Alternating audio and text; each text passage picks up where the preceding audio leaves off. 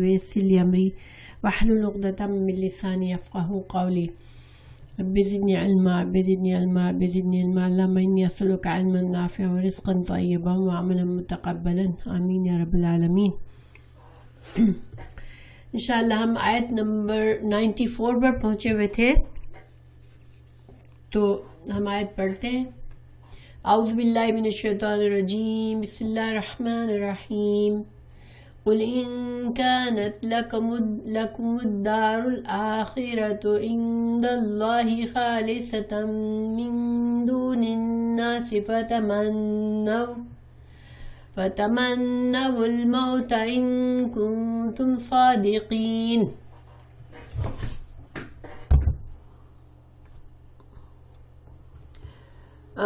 آواز ٹھیک ہے میری یا گونج تو نہیں رہی بہت؟ ذرا سا بتا دیں نورین، آواز ٹھیک ہے؟ اوکے الحمدللہ۔ اچھا، ان آیت کا تعلق پیچھے ہی سے چل رہا ہے۔ پیچھے ہم نے جانا کہ اللہ سبحانہ تعالیٰ نے یہودیوں کو، مدینہ کے یہودیوں کے لیے یہ سے خطاب کیا گیا تھا کہ تم اس چیز پر ایمان لے آؤ جو رسول اللہ صلی اللہ علیہ وسلم لائے ہیں، یعنی قرآن پر اور رسول اللہ صلی اللہ علیہ وسلم پر ایمان لے آؤ۔ تو انہوں نے کہا تھا کہ ہم جو ہیں وہ صرف ہم اپنی کتاب پر یعنی تورات پر تو ایمان رکھتے ہیں، اور اس کے علاوہ ہم ہر چیز سے انکار کرتے ہیں۔ تو اس پر اللہ سبحانہ تعالیٰ نے ان کے اس بات کو جھوٹا کہا تھا، اور ان کے لیے اللہ تعالیٰ نے ان کے دعوے کا جھوٹ کا پیچھے بھی بتایا کہ تم جو ہے تمہارا اصل میں تورات پر ہی ایمان نہیں ہے، کیونکہ تم حضرت موسیٰ علیہ السلام تمہارے پاس آئے تھے، اتنے معجزات دکھائے تم کو، اور تم کو فرعونیوں سے بچایا، تمہارے لیے اتنے معجزات دکھائے، لیکن تم نے کیا کیا تھا کہ تم نے بچھڑے کی پوجا کی تھی، اور تم سے پہاڑ طور کو اٹھا کر تم سے وعدہ لیا تھا، تو تم نے وعدہ کرنے کے بعد وعدہ توڑ دیا تھا۔ تورات پر عمل کرنے اور تورات کو مضبوطی سے پکڑنے کا وعدہ لیا گیا تھا تم سے، یعنی کہ حضرت موسیٰ کی لائی ہوئی شریعت پر مضبوطی سے قائم رہیں گے، لیکن انہوں نے وہ وعدہ توڑ دیا تھا۔ تو اللہ سبحانہ تعالیٰ یہاں پر مزید بتا رہے ہیں کہ مزید ثبوت دے رہے ہیں کہ تم جھوٹے ہو، ان کے جھوٹے دعووں کا اللہ سبحانہ تعالیٰ مزید ان کا انکار کر رہے کہ تمہاری بات جھوٹی ہے، کہ تم ریئلی ایمان رکھتے ہو تورات پر بھی، اور تمہیں آخرت پر ایمان ہے۔ یہاں پر پہلے ایک تورات کی کتاب پر ایمان کو جھٹلایا گیا کہ تم تورات پر ایمان نہیں رکھتے ہو پیچھے، اور اب جو ہے آخرت پر بھی ان کا ایمان نہیں ہے، اور ان کے جو دعوے ہیں کہ ہم اللہ کے بڑے پیارے ہیں اور ہم اللہ کے چنے ہوئے بندے ہیں، اور جنت صرف خالص ہمارے لیے ہے، چونکہ یہود اور نصارہ دونوں یہ کہتے تھے کہ جنت جو ہے وہ ہم ہی کو ملنی ہے، باقی سارے لوگ جہنم میں جائیں گے۔ تو اللہ سبحانہ تعالیٰ نے یہاں پر اس میں ان کے اس باتوں کا جواب دیا ہے۔ تو ہم اس کو مزید پڑھتے ہیں۔ قل کہہ دیجئے، آپ صلی اللہ علیہ وسلم سے فرمایا جا رہا ہے کہ آپ کہہ دیں ان سے، ان اگر کانت ہے، یہ کانت جو ہے وہ مؤنث کا صیغہ ہے، ماضی ہے اور مؤنث ہے۔ یہ ہمیں کیسے پتہ چل رہا ہے کہ یہ تا پر سکون ہے؟ جب تا پر سکون ہوتی ہے آخر میں تو یہ مؤنث کا صیغہ ہوتا ہے۔ اگر تا پر زبر ہوتی ہے تو یہ مخاطب یعنی جس سے بات کی جاتی ہے، اگر وہ اگر ایک مذکر ہے، مرد ہے، تو کانتا ہوتا ہے، ٹھیک ہے؟ تو اسی طرح کانتی وہ عورت، لیکن یہاں پر کانت اگر ہے، اب یہ مؤنث کیوں آئی ہے؟ اس لیے کہ آخرت کے بارے میں یہ بات کی جا رہی ہے کہ اگر ہے آخرت، لکم لیے، کم تمہارے، دار کہتے ہیں گھر، الدار گھر، ٹھکانہ، آخرت کا گھر، اگر آخرت کا گھر یا آخرت کا ٹھکانہ تمہارے لیے ہے ان دا پاس اللہ کے پاس، خالصتن خالص، اگر خالصتن یعنی کہ خالص کا مطلب یہاں پر یہ ہے کہ کوئی چیز خالص کب ہوتی ہے؟ جب اس کے اندر کوئی اور آمیزش نہیں ہوتی، کوئی چیز ملی ہوئی نہیں ہوتی ہے تو وہ چیز خالص ہوتی ہے۔ تو خالص سے مطلب یہاں پر کیا ہے کہ اگر کوئی یہودی ہے، صرف اور صرف یہودی ہی، ان کا دعویٰ تھا کہ صرف یہودی ہی جنت میں جائیں گے، تو اللہ تعالیٰ یہاں پر کہتے ہیں کہ اچھا تمہارا اگر یہ دعویٰ ہے کہ آخرت کا جو گھر ہے یعنی کہ جنت ہے وہ صرف تمہارے لیے اللہ کے پاس رکھا ہوا ہے، من سے دونی سوائے، یعنی کہ ہم کہتے ہیں نا یہ چیز اس چیز کے علاوہ، یعنی کہ تمام صرف یہودیوں کے علاوہ، الناس لوگوں کے، یعنی تمام لوگوں میں سوائے صرف یہودیوں کے ہی کے لیے آخرت کا گھر ہے، جنت ہے۔ تو پھر کیا کرو؟ اگر تم اپنے دعوے میں سچے ہو تو کیا کرو؟ اللہ تعالیٰ فرما رہے پس تمنعو کا روٹ ہے میم نون یا منی، ہم بھی اردو میں بھی تمنا کہتے ہیں نا۔ تمنا کیا ہوتی ہے اصل میں؟ کہ انسان جو ہے وہ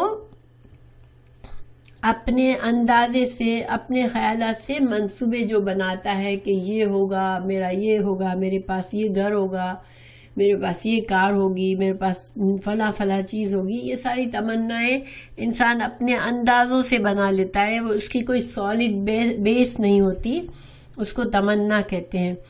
تو اللہ تعالیٰ منی اندازہ کرنا، تو موت کو بھی ایکچولی منیتن کے نام سے منیتن کہا گیا ہے، موت کو بھی ایک جگہ پر۔ اور کیونکہ موت کا بھی وقت کوئی یقینی نہیں ہوتا نا کہ موت کب آنی ہے، تو ایک اندازہ ہوتا ہے کہ بھئی انسان بوڑھا ہو جاتا ہے تو اب اس کی موت قریب آ گئی ہے، اس طرح سے۔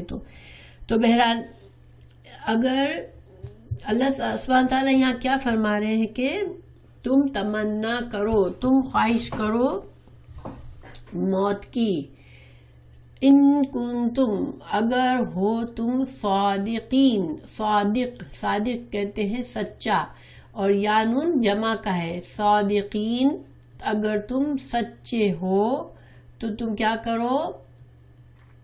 تم موت کی تمنا کرو، یعنی اگر تمہارا دعویٰ سچا ہے کہ مرنے کے بعد تمہیں جنت ملے گی، باقی لوگوں کو جہنم ملے گی، تو جس کو اتنا یقین ہے کہ میرے لیے تو جنت ہے اور جنت دنیا سے بہتر ہے، تو پھر اس کے لیے یہ اگر اس سے کہا جائے کہ اچھا تم قسم کھاؤ کہ تم جو ہے تم سچے ہو ورنہ تم مر جاؤ گے، یہ دعوت مباہلہ کہلاتی ہے۔ دعوت مباہلہ کیا ہوتی ہے کہ یہ قرآن میں دوسری جگہ بھی یہ آئی ہے، جب عیسائیوں سے آل عمران میں کہا گیا کہ اگر تم جو ہو رسول اللہ صلی اللہ علیہ وسلم کی دعوت کو کا انکار کرتے ہو اور تم یہ کہتے ہو کہ ہم اللہ کے محبوب بندے ہیں، اللہ کے خاص چنے ہوئے لوگ ہیں، تو تم اور مسلمان مل کے یہ دعا کرو کہ ہم میں سے جو جھوٹا ہے اس کو موت آ جائے۔ یہ ایکچولی دعوت مباہلہ ہے۔ تو حضرت ابن عباس رضی اللہ عنہ نے اس کی تفسیر میں فرمایا کہ دعوت مباہلہ ہے یہاں پر، اور سورہ آل عمران میں یہی دعوت مباہلہ عیسائیوں کو بھی کی گئی، اور سورہ جمعہ میں یہودیوں کو بھی دوبارہ یہی دعوت مباہلہ کی گئی، یعنی کہ تم اگر نبوت محمدیہ سے انکار کرتے ہو اور اللہ سے محبوبیت کے دعوے میں سچے ہو تو پھر تم مباہلہ کرو، یعنی کہ اللہ کی بارگاہ میں مسلمان اور یہودی دونوں مل کر یہ عرض کریں کہ یا اللہ دونوں میں سے جو جھوٹا ہے اسے موت سے ہمکنار کر دے۔ تو اب ظاہری بات ہے کہ جس کو یقین ہو پورا، اگر یہودی اپنے اس دعوے میں ان کو واقعی سچے ہوتے اور ان کے دل میں پورا یقین ہوتا کہ واقعی ہم تو اللہ کے چنے ہوئے نیک بندے ہیں اور ہمارے لیے تو جنت ہے، تو پھر ان کو یہ اس دعوت مباہلہ سے انکار کی کوئی گنجائش ہی نہیں تھی، کیونکہ ظاہری بات ہے کہ جس انسان کو پکا یقین ہوتا ہے کہ میں اللہ کا فرما بردار بندہ ہوں، میں اللہ کی مرضی سے چل رہا ہوں، اگر اس سے کہا جائے کہ اچھا تو تم اگر سچے ہو کہ تم واقعی اسلام سچا دین ہے تو تم قسم کھاؤ کہ اگر تم جھوٹے ہو تو تم کو موت آ جائے گی، تو وہ انسان چونکہ جھوٹا نہیں ہوتا، اس کو یقین ہوتا ہے تو وہ ضرور قسم کھا لیتا، مگر انہوں نے نہیں قسم کھائی، انہوں نے نہیں اپنے موت کی تمنا کی، اور نہ ہی یہودیوں نے نہ ہی عیسائیوں نے۔ سورہ آل عمران میں ہمیں پتہ چلتا ہے کہ انہوں نے بھی دعوت مباہلہ کو قبول نہیں کیا تھا، گویا دل میں وہ جانتے تھے کہ ہم جو کچھ کر رہے ہیں وہ ہم غلط کر رہے ہیں، اور ہم جو جھوٹی باتیں کر رہے ہیں، جھوٹے دعوے کر رہے ہیں، وہ بھی ہمارے دعوے غلط ہیں۔ تو آگے آیت میں اللہ تعالیٰ فرمائے کہ اصل حال ان کا کیا ہے، ان کے دل کی کیا حالت ہے، وَلَن اور ہرگز نہیں، یتمنوہ، یہ واو جمع کا ہے اور میم نون یا منی وہی لفظ ہے جو تمنا میں ہے، تو نہیں وہ تمنا کریں گے، وہ سب یہودی جن کو یہ دعوت دی گئی، وہ اور جو دعویٰ کر رہے تھے کہ ہم اللہ کے خاص بندے ہیں، ہم جنت میں جائیں گے، تو اللہ تعالیٰ فرما رہے ہیں کہ یہ تمنا نہیں کریں گے، اس کی یعنی کہ موت کی تمنا نہیں کریں گے۔ یہ جو ہے یہ ضمیر ہے اور یہ موت کے لیے آئی ہے، جیسے ہم اردو میں بھی کسی بھی نام کو ایک بار بول کے پھر وہ کلیا لفظ بولتے ہیں تو ہمیں پتہ ہوتا ہے کہ یہ وہ سے مطلب وہ چیز ہے، تو یہاں پر ان کو ضمائر کہتے ہیں، یہ انگلش میں ان کو پروناؤنس کہتے ہیں، جو ناؤن کی جگہ استعمال ہوتے ہیں۔ تو ہر ضمیر جو ہوتی ہے وہ اشارہ کر رہی ہوتی ہے کسی نہ کسی اسم کی طرف، تو یہ ضمیر موت کی طرف اشارہ کر رہی ہے کہ کبھی بھی یا اس موت کی تمنا نہیں کریں گے، ابدن کا لفظ بھی ہم اردو میں بھی بولتے ہیں، ابد یعنی کہ ہمیشہ کے لیے، ابدی زندگی، ہمیشہ کی زندگی، تو یہ کبھی بھی، اس کا مطلب یہی ہے کہ کبھی بھی یہ موت کی تمنا نہیں کریں گے۔ السلام علیکم شمائلہ۔ بیما، یہاں با جو ہے با سبب بتانے کے لیے، یعنی با کے بھی کئی مطلب ہوتے ہیں، ساتھ، بسم اللہ میں اس کا مطلب ہوتا ہے ساتھ، یہاں پر ہے بوجہ، سبب یہ ہے ان کے کبھی بھی موت کی تمنا نہ کرنے کا سبب کیا ہے کہ ماں جو قدمت، قدم ہمارے جو قدم سے مطلب ہے، قدم مطلب ہم جب انسان قدم بڑھاتا ہے آگے کی طرف تو قدمت آگے بھیجا، ایدیہم، ایدی ید کی جمع ہے، ید کا مطلب ہاتھ، ایدی ہاتھوں نے، ہم ضمیر ہے ان کے ہاتھوں نے، اور مطلب کیا ہے، یہ ایک محاورہ کی طرح پر ہے، جیسے انسان کوئی اعمال کرتا ہے تو اپنے ہاتھ پیروں سے جو بھی عمل کرتا ہے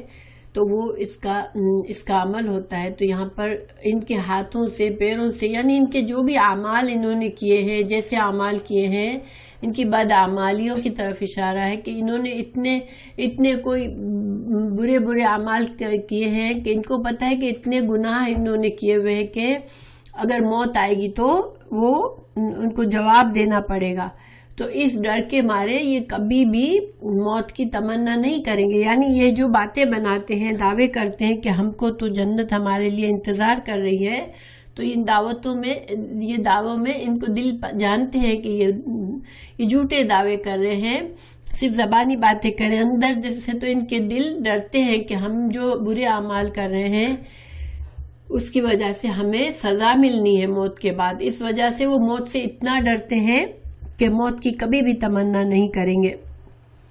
اصل میں دیکھیں، انسان زندگی کا حریص کب ہوتا ہے؟ بہت، جس کو پتا ہوتا ہے کہ جس کو جو بھی کچھ حاصل کرنا ہے یہیں کرنا ہے، اس نے مرنے کے بعد کے لیے اپنے لیے کوئی اچھے اعمال کر کے آگے نہیں بھیجے ہوتے ہیں، تو اس کو پتہ ہوتا ہے کہ میں نے کوئی نیک اعمال کر کے آگے نہیں بھیجے ہیں، تو مجھے تو بس یہ جو زندگی ہے اسی میں جی لوں.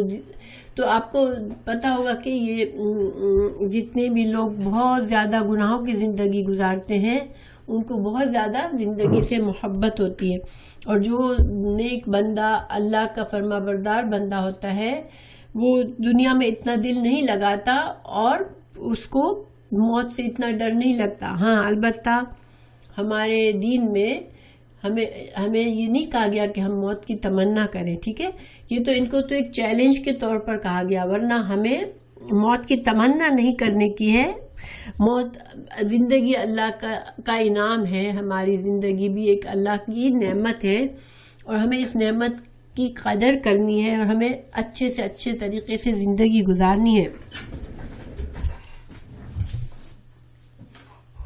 اور کبھی اچھے برے وقت آئے تو اللہ سے امید رکھنی ہے، کیونکہ نا امید ہو جانا، اللہ کی رحمت سے نا امید ہو جانا کہ بس میری زندگی میں کچھ بھی نہیں ہے، اب مجھے موت چاہیے، تو یہ بہت بڑا گناہ ہے.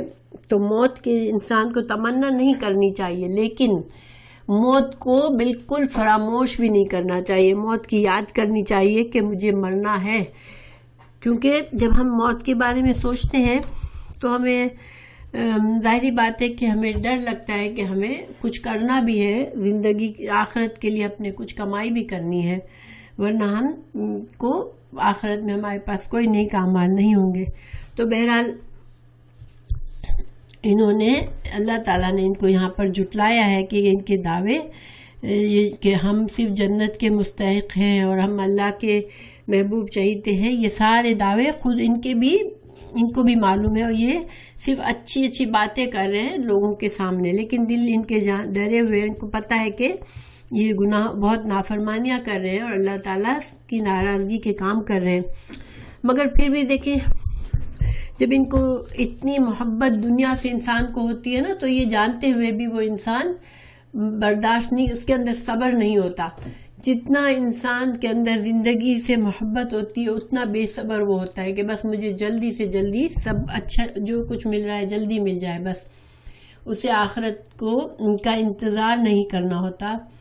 ورنہ اگر انسان کو اللہ پر بھروسہ ہو تو اس کے اندر صبر بھی ہوتا ہے کہ اگر آج مشکل ہے تو کل آسانی بھی ہو جائے گی، اور اگر آج مجھے کوئی چیز نہیں مل رہی ہے تو انشاءاللہ کل میری آخرت اچھی ہوگی.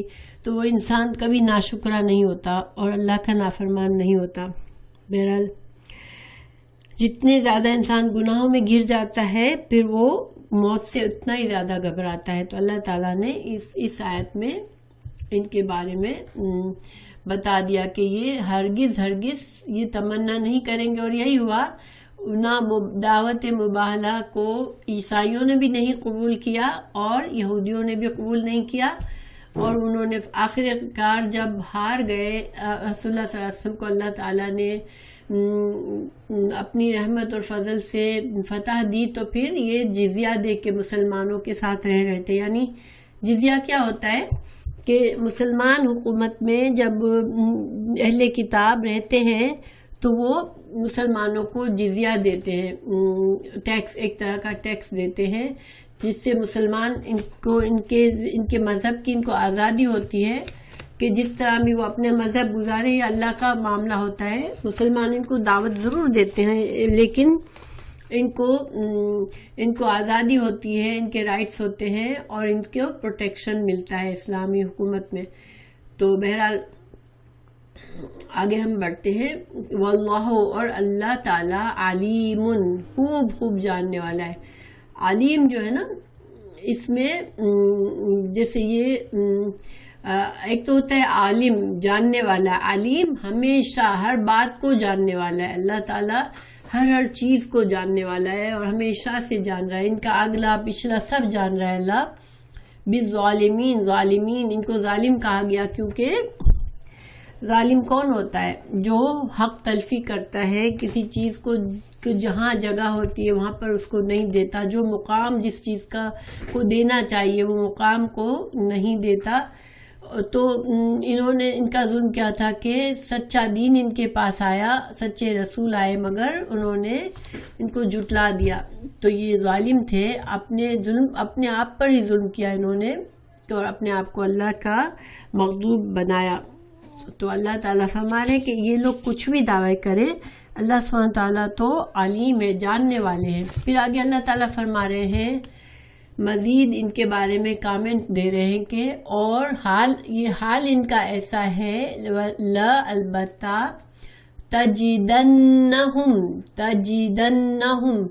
تجدہ کا روٹ ورڈ ہے واو جیم دال، وجدہ کا مطلب ہوتا ہے کہیں پانا، کسی چیز کو پانا. یعنی کہ انسان کسی روم میں کس کمرے میں داخل ہو اور وہاں پر کسی چیز کو دیکھے تو بولے کہ وہاں پر وجدہ، وہاں اس نے اس کو پایا، اس چیز کو پایا. تو اللہ تعالیٰ فرما رہے ہیں اور حال ان کا یہ ہے، یہ حال کا ہے واو، ٹھیک ہے. ان کا حال بتا رہے ہیں کہ اصل حال کیا ہے ان کا، کہ تم ان کو کیا پاؤ گے. تجدہ، تا یہ تا تم ہے، یہ فعل مضارع ہے. تجدہ جو ہے وہ فعل مضارع ہے، تا تم کے لیے، تم پاؤ گے. اور یہ نون جو ہے، اس نون پر شد جو ہے وہ یہ ضرور بضرور یعنی کہ بات میں زور پیدا کرتا ہے، ٹھیک ہے. یہاں پر تجدن ہوتا، تجدن، لیکن تجدن نون پر شد. دو نون کیوں آئے؟ ایک نون تاکید کا ہے، بات میں زور دینے کا ہے، اسی لیے یہاں پر ترجمے میں ضرور پاؤ گے ہے، ٹھیک ہے. البتہ تم ضرور پاؤ گے ہم ان کو. یہ ہم کی ضمیر کہاں جا رہی ہے؟ ہم وہی یہودیوں کی طرف جا رہی ہے جن کی بات چل رہی ہے پیچھے سے، ٹھیک ہے. تو البتہ تم ضرور پاؤ گے احرس. جیسے دیکھیں اکبر کا کیا معنی ہوتا ہے؟ اللہ اکبر، اللہ سب سے بڑا ہے، ٹھیک ہے. تو احرس اس طرح کے وزن میں اکبر، احرس، اصغر سب سے چھوٹا، احمد سب سے زیادہ محبت کرنے والا، تعریف کرنے والا. تو اس میں جب اس وزن پر جب الفاظ آتے ہیں تو اس میں ایک مقابلہ ہوتا ہے، یہ دو چیزوں کا مقابلہ ہوتا ہے یا سب سے زیادہ. تو یہ کمپیریٹیو ہوتا ہے یہ ورڈ. احرس حریص ترین، احرس الناس لوگ، یا لوگوں میں حریص ترین پاؤ گے ان کو. اور حریص کون ہوتا ہے؟ حرص، ہم حرص اردو میں بھی کہتے ہیں نا. تو حرص کیا ہوتی ہے؟ حرص کا لفظی معنی جو ہے، حراسوا کا لفظی معنی عربی میں روٹ ورڈ کا معنی ہے کسی چیز میں سوراخ کر دینا، ٹھیک ہے. حراسوا کسی چیز میں سوراخ کر دینا. تو جب خواہش دل میں داخل ہو جاتی ہے، کسی چیز کی شدید خواہش دل میں ہوتی ہے تو وہ کیا ہوتا ہے؟ گویا دل میں ایک سوراخ کر دیا اور دل میں وہ چیز جو ہے وہ انسان کے دل میں وہ چیز اتنا زیادہ اثر کرتی ہے گویا دل میں سوراخ ہو گیا.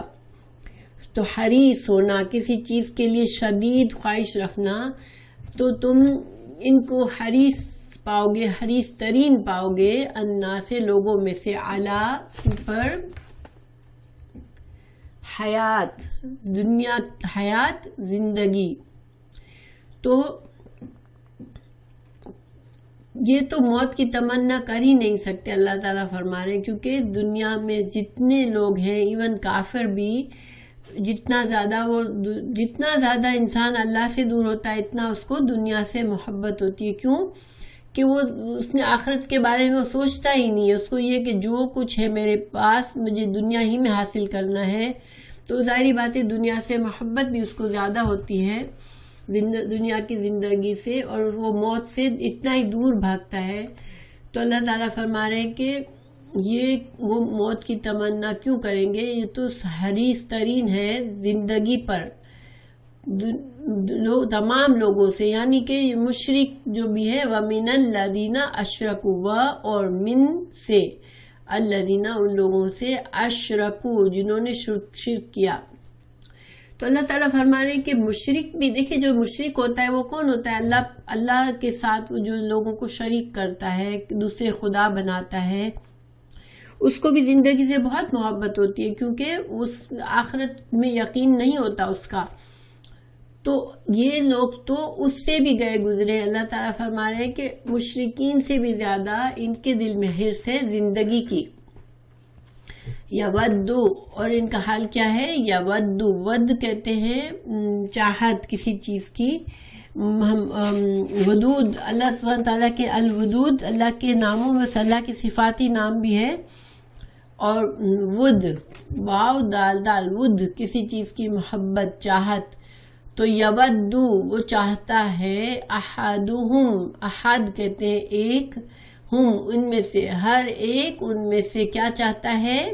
لو، کاش، کاش، یعمرو، عمرہ وہ عمر دیا جائے. ہم عمر کا لفظ اردو میں بھی استعمال کرتے ہیں نا، تو اصل میں عین میم را کیا ہوتا ہے؟ اس سے تعمیر بھی اسی سے آتا ہے. تعمیر کرنا، تعمیر کرنا کیا ہوتا ہے؟ بلڈنگ کو تعمیر کرتے ہیں، مکان کی تعمیر کرتے ہیں. تو کیا یہ سیم روٹ ورڈ عمر گزارنے کے لیے بھی ہے، کیونکہ جب انسان اپنی زندگی میں کچھ کرتا ہے، جب انسان اس زندگی میں اپنی عمر گزار رہا ہوتا ہے تو وہ کچھ نہ کچھ کر کے چھوڑتا ہے. یعنی انسان نے کچھ بلڈ کرتا ہے، اپنا گھر، اپنی اولاد، اپنی فیملی، رشتے بلڈ کرتا ہے. تو انسان جب زندگی اپنی عمر گزار رہا ہوتا ہے تو ساتھ ساتھ کچھ بلڈ کر رہا ہوتا ہے. جب وہ مرتا ہے تو اس انسان کی لیگیسی ہوتی ہے، اس انسان کے بنائے ہوئی کچھ نہ کچھ نشانات دنیا میں چھوڑ کے جاتا ہے. تو اس وجہ سے عمر گزارنا، تعمیر کرنا، یہ ایک ہی لفظ، ایک ہی روٹ ورڈ سے آتے ہیں. تو اللہ تعالیٰ فرما رہے ہیں کہ ان میں سے ہر ایک کیا چاہتا ہے کہ ان کو عمر دی جائے، لمبی عمر دی جائے. کتنی لمبی؟ الفا سنتن، الفا کہتے ہیں 1000، سنتن سال. ان میں سے ہر ایک کی خواہش کیا ہے کہ 1000 سال تک جیے اس دنیا میں. وہ ہے نا دعا، تم جیو ہزاروں سال. تو یہ ان کے دل میں خواہش ہے کہ ہر کوئی بس بہت لمبی عمر جیے دنیا میں. لیکن اللہ تعالیٰ فرما رہے ہیں کہ لمبی عمر تو ان سے، لمبی عمر سے بھی ان کو عذاب سے نہیں بچیں گے. وما، اور نہیں، یہ واو حال کا ہے، یعنی کہ اصل حقیقت حال کیا ہے کہ نہیں ہوا وہ، یعنی لمبی عمر، یہ ہوا اس عمر کی طرف جا رہا ہے. اوکے، ہوا کا اشارہ، یعنی یہ لمبی عمر جو ہے وہ نہیں ہے کہ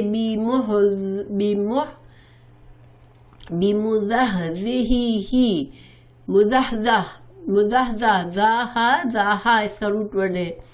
تو وہ بچانے والی، یعنی کہ با ساتھ ہے، ساتھ کے معنی میں ہے، ہی اس شخص کے معنی، یعنی جس شخص کو لمبی عمر دی گئی وہ اس کو نہیں بچائے گی. من العذاب، عذاب سے.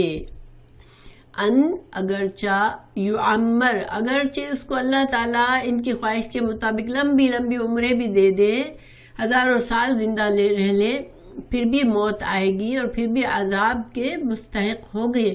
یہ نہیں کہ لمبی عمر آئی تو اب عذاب کا وقت ٹل گیا اور اب عذاب ان سے چل چکا ہے تو اب عذاب نہیں آئے گا. نہیں، آخرت کا انتظار، موت تو آنی ہے اور موت آئے گی اور ان کو ان کے اس بدعمالیوں کا سزا بھی ملے گی، چاہے ان کو ان کی خواہش کے مطابق اللہ تعالیٰ لمبی عمر بھی دے دے. یہ مطلب ہے، ٹھیک ہے. واللہ، اور اللہ تعالیٰ، بصیر، دیکھنے والا ہے، بما، اس کو جو یعملون، جو عمل یہ کر رہے ہیں، جو دنیا میں کارنامے کر رہے ہیں یہ، تو یہ ان کے اعمال، ان کے برے اعمال جو ہیں، اللہ کی نافرمانی کے اعمال کر رہے ہیں یہ، تو یہ سارے اعمال ان کے، اور جو اسلام کے خلاف حرکتیں کر رہے ہیں. آپ کو پتہ ہے اسلام کے کتنے دشمنی کر رہے تھے یہ، اور اسلام مسلمانوں کے لیے مشکلات کر رہے تھے، غلط باتیں پھیلا کے لوگوں کو دین سے روکتے تھے. تو یہ سارے برے اعمال ان کے اللہ تعالیٰ دیکھ رہا ہے سب کچھ، اور یہ چاہے 1000 سال بھی دنیا میں گزار کر آئیں گے پھر بھی ان کو موت آئے گی، اور پھر بھی ان کو ان کے برے اعمال کی سزا ملے گی۔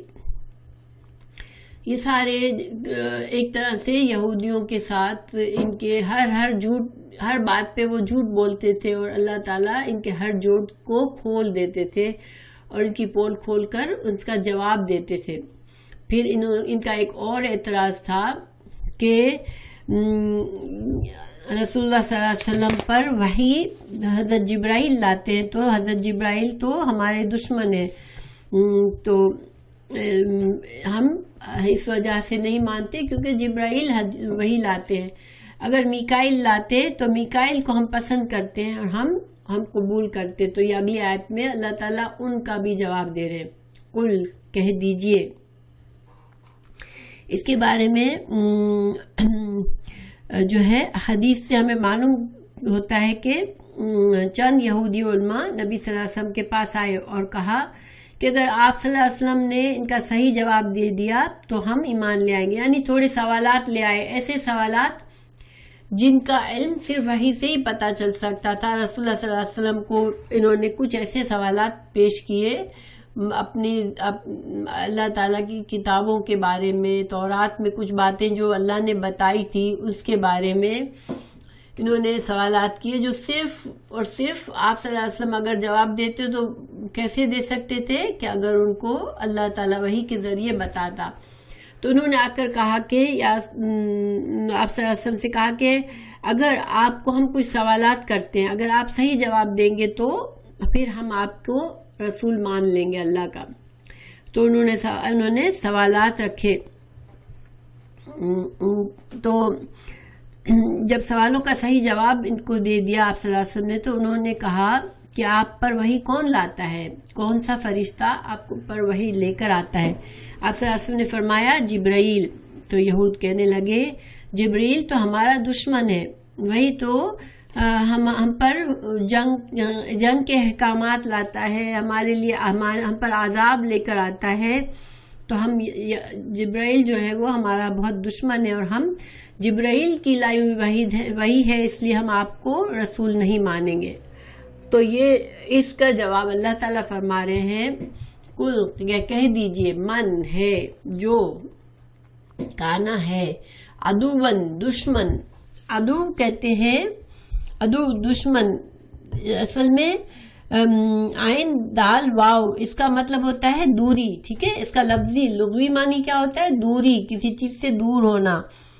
تو جیسے دریا کے 2 کنارے ہیں، تو دور کے کنارے کو ہم کیا کہیں گے؟ جو ہم سے دور ہے اس کو عدوتن، قرآن میں عدوتن کا لفظ بھی آیا ہے دور کے لیے، ٹھیک ہے۔ تو دشمن کو عدو کیوں کہتے ہیں؟ کہ وہ بھی اس دشمن کے دل سے کسی انسان کا دشمن ہوتا ہے تو ان کے دلوں میں دوری ہوتی ہے، دشمنوں کے دل قریب نہیں ہوتے ایک دوسرے سے، اس لیے ان کو دشمن کہتے ہیں۔ تو اللہ تعالیٰ فرما رہے ہیں من کانا ہے عدوًا جو دشمن لی جبریلا، لیے واسطے جبریل کے لیے، جو جبریل کا جو دشمن ہے، یعنی جو کہتا ہے کہ جبریل میرا دشمن ہے، فَإِنَّهُ تو بے شک وہ، یعنی کہ وہ یہاں ہو ضمیر کس کے لیے جاری ہے؟ بے شک وہ، یعنی بے شک جبریل جو ہے نزلہ، انہوں نے کیا کیا ہے؟ نازل کیا ہے، جبریل علیہ السلام اترے ہیں، ہو یہاں پر ہے وحی کے لیے، ٹھیک ہے، جو قرآن آیا اس کے لیے۔ تو جبریل وہ ہیں جنہوں نے نازل کیا ہے اس کو، یعنی وحی کو، قرآن کو، علی اوپر، قلبی کا تیرے دل پر، بھی ساتھ، اذن کہتے ہیں، اذن کے لغوی معنی 2 ہے، اذان بھی اسی سے ہے۔ تو اذن ایک معنی ہے اجازت لینا، ٹھیک ہے، اذن کا ایک معنی کیا ہے؟ اجازت لینا۔ جیسے آیت الکرسی میں اللہ تعالیٰ نے فرمایا کہ اللہ کے اذن کے علاوہ کوئی کچھ نہیں، کسی کو علم نہیں ہوتا۔ پھر اذن کا دوسرا معنی ہے اعلان کرنا، جسے سورہ توبہ میں اللہ تعالیٰ نے وعدنا من اللہ کی طرف سے اعلان ہے. سورہ توبہ میں اذن کا معنی اعلان کے معنی میں استعمال ہوا ہے اذن کا لفظ، اور اذن کا لفظ جو ہے وہ آیت الکرسی میں اجازت کے معنی میں. تو دو معنی ہے اس کا. یہاں پر پہلا معنی یہاں پر اجازت کے معنی میں ہے کہ اللہ کی اجازت سے حضرت جبرائیل نے کیا کیا ہے، قرآن اتارا ہے اللہ کے نبی صلی اللہ علیہ وسلم کے دل پر مصدقاً. اور یہ قرآن کیسا ہے، مصدقاً. آپ نے مصدق کا لفظ پہلے بھی پڑھا ہے، تصدیق کرنے والا، کسی چیز کو سچا بتانے والا. تو قرآن کیا کرتا ہے، تصدیق کرتا ہے.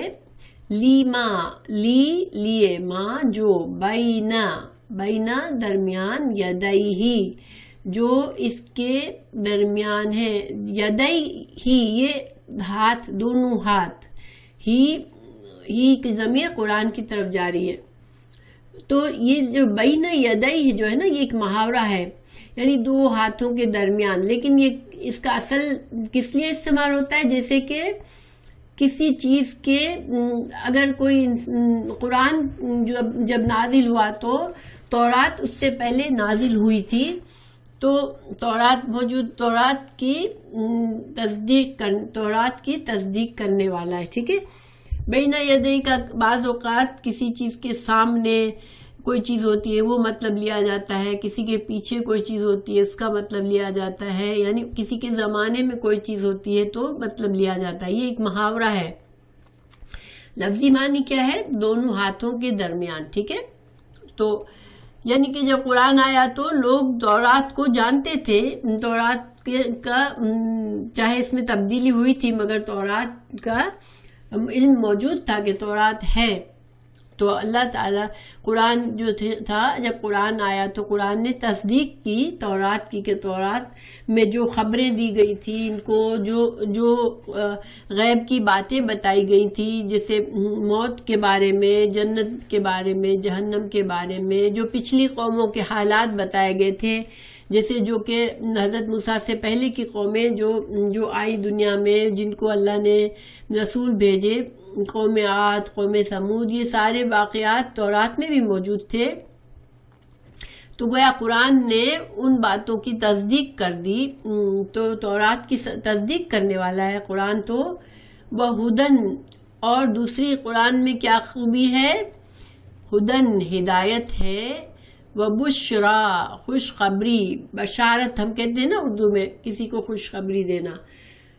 تو قرآن تو وہ یہ ہے جو کہ ایک بات قرآن کی کیا صفت ہے کہ وہ تو تصدیق کرتا ہے، تورات کو بھی سچ بتاتا ہے کہ ہاں تورات اللہ کی کتاب ہے.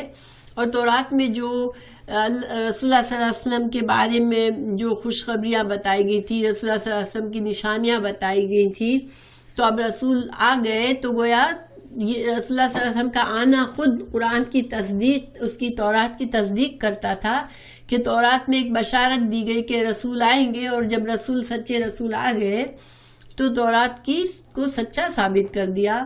تو یہ ساری باتوں کے علاوہ کیا تھا کہ اس میں قرآن میں تو ہدایت ہے اور خوشخبری ہے مومنوں کے لیے. جو قرآن پر ایمان لے آتا ہے اس میں ان کے لیے خوشخبری بھی ہے اور ان کو صحیح راستے کی رہنمائی بھی ہے. اللہ تعالیٰ نے یہاں فرمایا کہ جو کہ یہ جبریل کو اپنا دشمن بتاتے ہیں، تو اللہ تعالیٰ فرما رہے کہ جبریل سے دشمنی کا کیا مقصد ہے.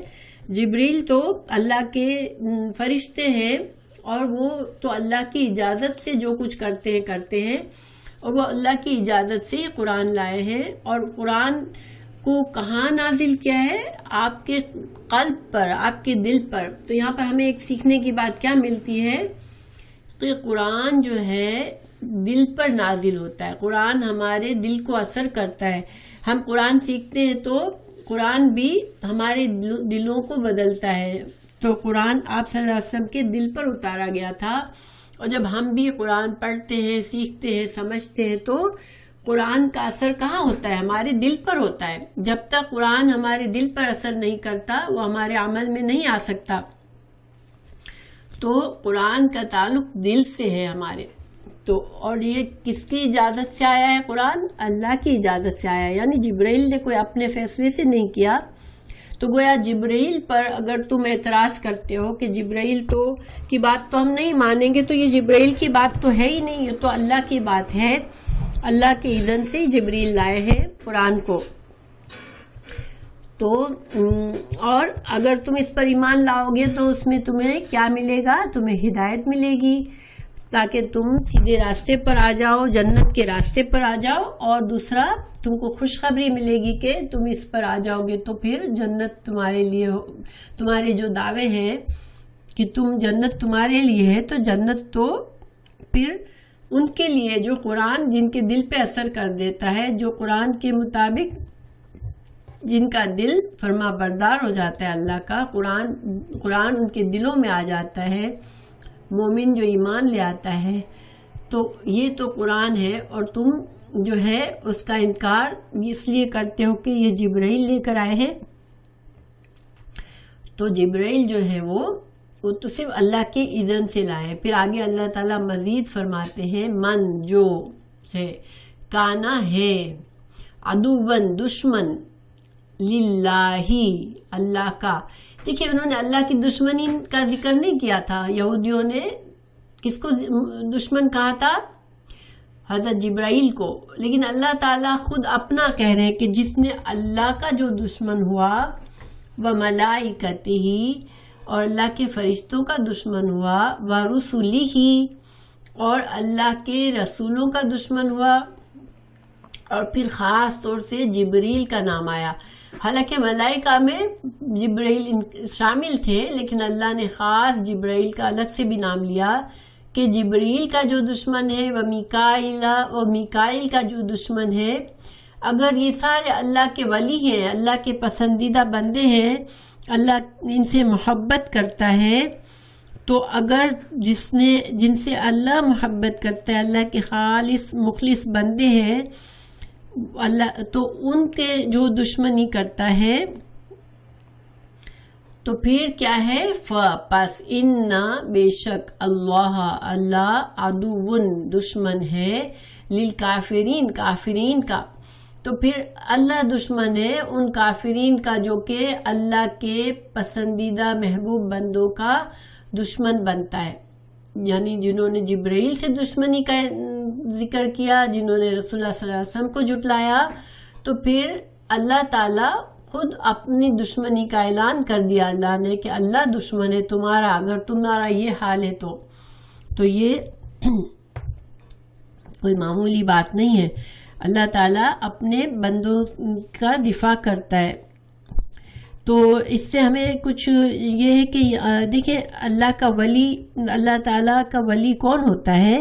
ہمارے ہاں مشہور ہوتا ہے کہ جو عجیب عجیب قسم کے حرکتیں کرتا ہے، بڑے کرامات دکھاتا ہے، وہ ولی ہوتا ہے بس.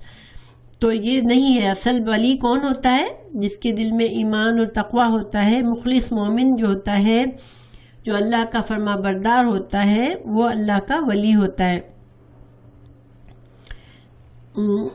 تو ہمارے ہاں جو ہے یہ جو باتیں مشہور کر دی جاتی ہے کہ جھوٹی سچی کرامتیں ہو تو پھر وہ کرامت نہیں ہے تو ولی نہیں ہے. ٹھیک ہے، یہ بات صحیح نہیں ہے.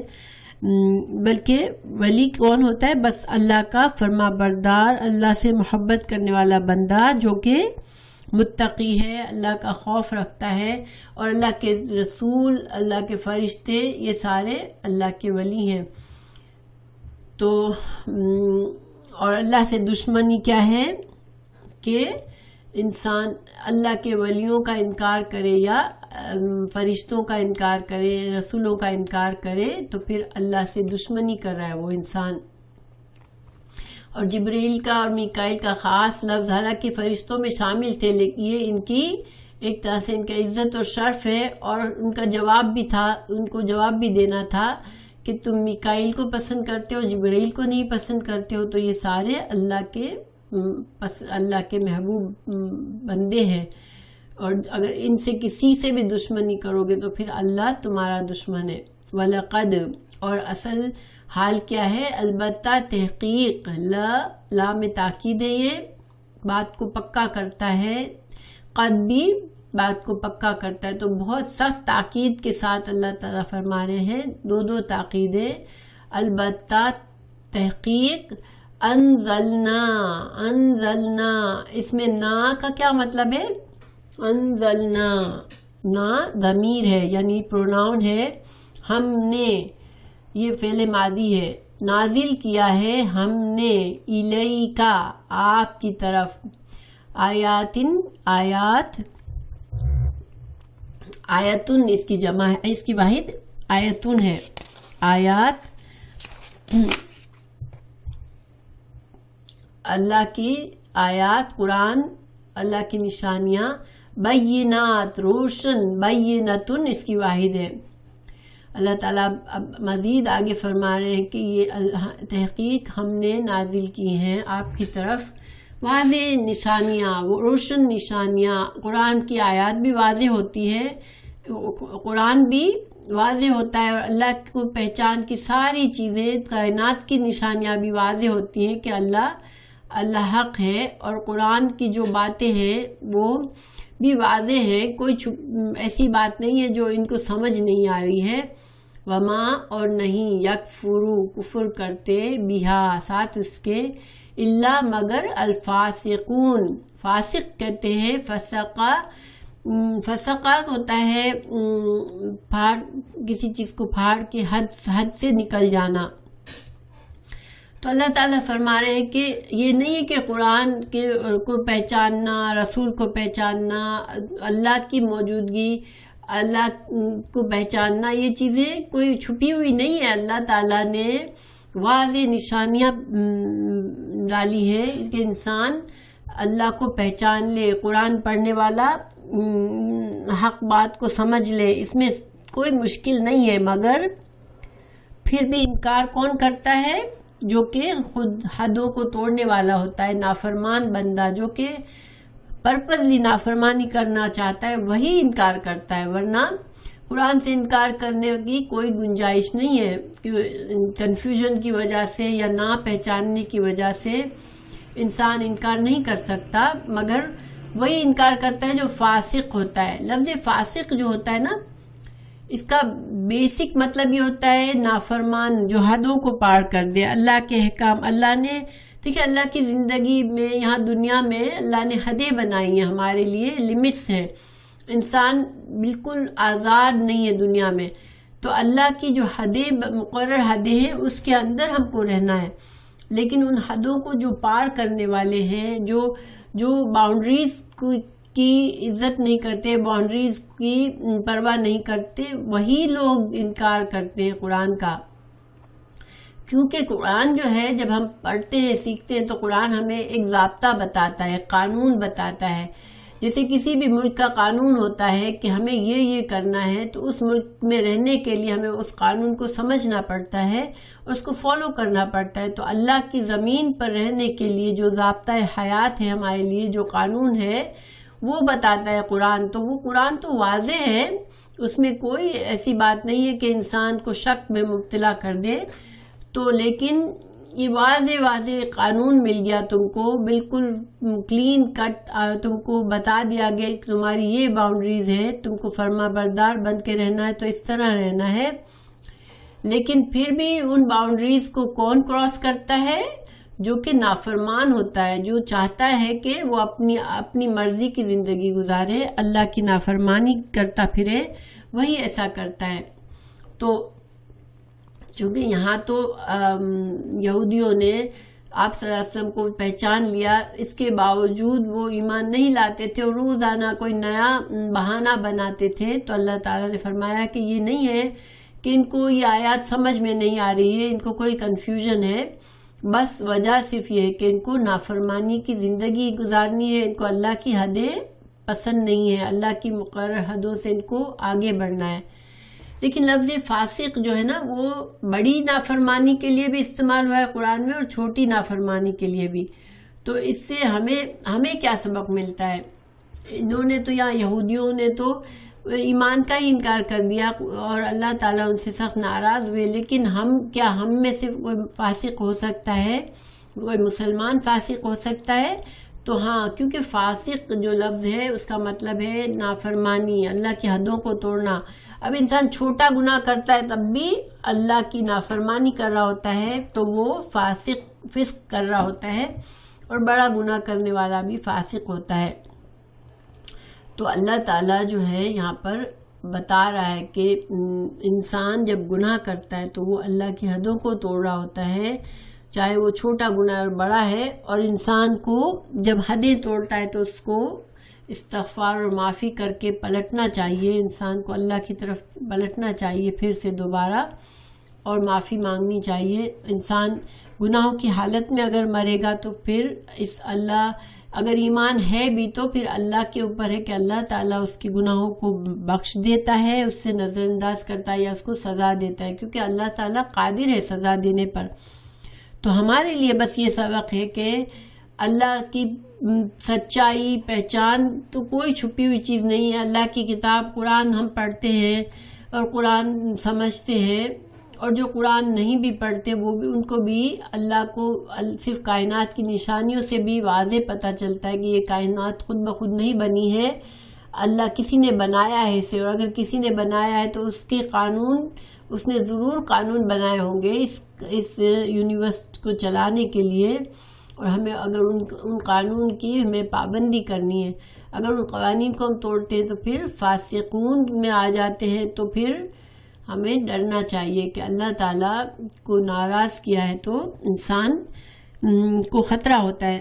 ہمیں آپ صلی اللہ علیہ وسلم جو تھے وہ بھی ایک حدیث ہے کہ آپ 70 سے 100 بار دن میں استغفار کرتے تھے. تو ہمارا سبق یہ ہے کہ ہمیں کثرت سے استغفار کرنا چاہیے اپنے گناہوں کی، اور ہمیں اپنی پوری کوشش کرنی چاہیے کہ ہم اللہ کی مقرر حدوں کو نہ توڑیں. بیکاز اللہ کی حدوں کو پہچاننا کوئی مشکل نہیں ہے، انسان کا خود دل اس کو بتا رہا ہوتا ہے کہ تم غلط کر رہے ہو. مگر جو غلط کرتا ہے جان بوجھ کے تو اس لیے نہیں کرتا کہ وہ اس کو سمجھ نہیں آ رہی ہے. صحیح سچ اور جھوٹ اور غلط، برے اور اچھائی کی پہچان ہمارے دلوں میں بھی رکھی ہوئی ہے. لیکن اگر پرپزلی انسان آزادی چاہتا ہے، اللہ کی نافرمانی چاہتا ہے، تو پھر وہ اس کے لیے پھر اس کو جواب دینا پڑے گا. تو اللہ تعالیٰ ہم سب کو محفوظ رکھے، اور اللہ تعالیٰ ہمیں